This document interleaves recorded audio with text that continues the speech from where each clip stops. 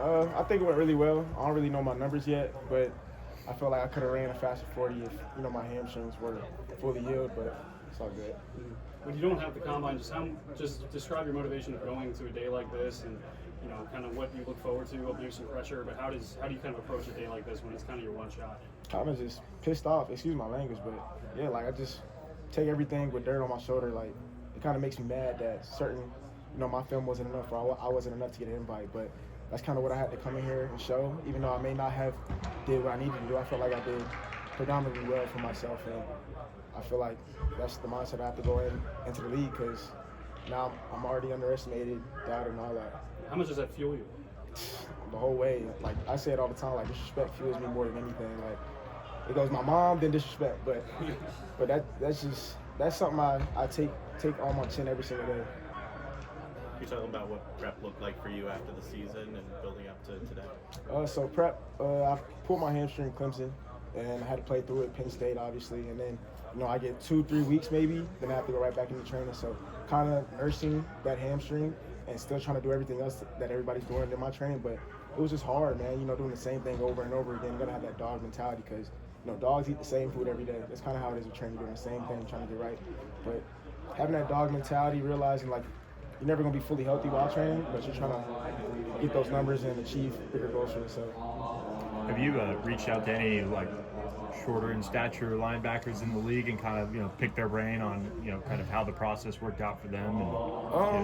I say I didn't reach out to any. Did you watch any? Yeah, I definitely watched a lot. Yeah. Kind of watched a lot, looked at their RAS score, I guess it is, or their numbers, and kind of try to compare. But you kind of don't want to compare, because you gotta run your own race at some point. But looking at like Dolak, Ivan Pace, Devin Bush, and guys like that, just seeing what their numbers were, and it's kind of like similar to mine, like with vertical and stuff like that. So I know I could be a productive linebacker in the league, and I feel like those numbers stacked against each other. I feel like should be no doubt for me scouts or anybody else.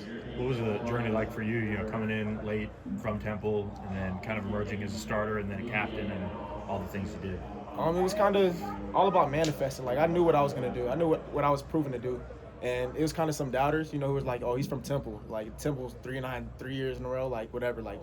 But I knew what I could do. I knew if I put the work in, everything was going to be how it is. And I just kind of had to go back to my roots, because, that's where it all started. So doing that and realizing that combine prep, I went back to Atlanta and went back to my roots. I feel like same old with the outcome.